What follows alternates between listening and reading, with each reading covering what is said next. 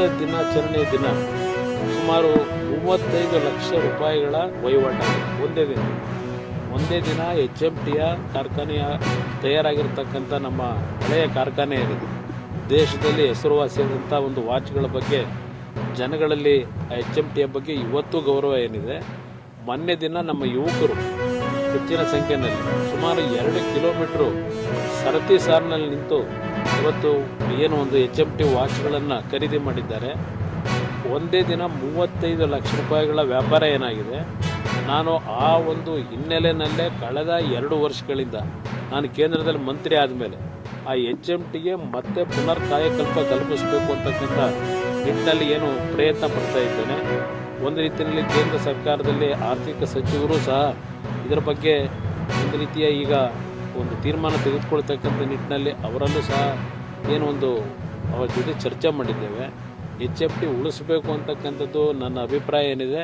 ನಾಡಿನ ಜನತೆಗೆ ಮೊನ್ನೆಯನ್ನು ಯುವಕರುಗಳು ಸ್ವಾತಂತ್ರ್ಯ ದಿನಾಚರಣೆ ಅಂಗವಾಗಿ ಆ 2 ಕಿಲೋಮೀಟರ್ ನಿಂತು ನೀವು ಖರೀದಿ ಮಾಡಿದ್ದೀರಿ HMTಯ ವಾಚ್ಗಳನ್ನು.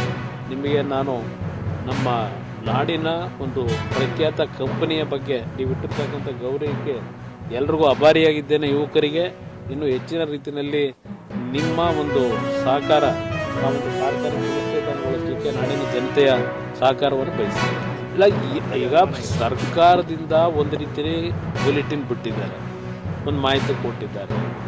ಅಲ್ಲಿಯ ಭಾಗವಹಿಸಿದಂಥ ಕಾರ್ಯಕ್ರಮದಲ್ಲೇ ಮೊದಲನೇ ಬಾರಿಗೆ ಸಾರ್ವಜನಿಕವಾಗಿ ಒಂದೇ ಮಾತರಮ್ನ ಕಾಂಗ್ರೆಸ್ ಪಕ್ಷದ ಸಭೆಯಲ್ಲೇ ಅಳವಡಿಸ್ಕೊಳ್ತಕ್ಕಂಥದ್ದು ಏನಾಗಿದೆ.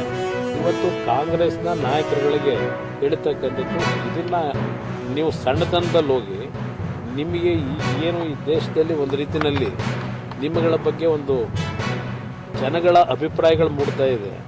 ಅದನ್ನು ಇನ್ನೂ ದೊಡ್ಡ ಮಟ್ಟದಲ್ಲಿ ಮುಂದಿನ ನಿಮ್ಮ ಒಂದು ಭವಿಷ್ಯ ಹಾಳು ಮಾಡ್ಕೊಳ್ತಕ್ಕಂಥದ್ದು ಯಾಕೆ ಹೋಗ್ತೀರಿ? ಅವಶ್ಯಕತೆ ಇದೆ. ಈಗ ಸೋನಿಯಾ ಗಾಂಧಿಯಿಂದ ನೀವೇನು ಬಯಸಕ್ಕೆ ಸಾಧ್ಯ? ಸೋನಿಯಾ ಗಾಂಧಿ ಅವರೇನು ನಮ್ಮ ರಾಷ್ಟ್ರದವರ ಏನೋ ಹಿಂದೆ ಮದುವೆ ಆದರೂ ಬಂದರು, ಆದರೆ ಅವ್ರ ರಕ್ತ ಹರಿತಿರೋದೆಲ್ಲ ಹೆಚ್ಚು ಕಡಿಮೆ ಇಟಲಿ ರಕ್ತವೇ ಅಲ್ವಾ? ಅದರಿಂದ ಒಂದೇ ಮಾತರಂ ಬಗ್ಗೆ ಅಲ್ಲಿ ಮೊನ್ನೆ ನಡೆದಂಥ ಕಾಂಗ್ರೆಸ್ನ ಒಂದು ಸ್ವಾತಂತ್ರ್ಯ ದಿನಾಚರಣೆ ಕಾರ್ಯಕ್ರಮದಲ್ಲಿ ಆ ಸನ್ನೆ ಬನ್ನೆಗಳು ಏನೇನು ನಡೆದವೆ ಅದಕ್ಕೇನೋ ಕುರ್ಚಿ ಹಾಕ್ಲಿಕ್ಕೆ ನಾವು ಸನ್ನೆ ಮಾಡಿದ್ದು ಅಂತಕ್ಕಂಥ ಕಾರಣಗಳು ಕೊಡ್ತಾ ಇದ್ದಾರೆ. ಇದು ಸತ್ಯಾಸತ್ಯತೆ ಜನ ನೋಡ್ತಾರೆ. ಈಗ ಅಷ್ಟು ಸುಲಭ ಅಲ್ಲ ಸುಳ್ಳು ಹೇಳಿ ತಪ್ಪಿಸ್ತಾರೆ.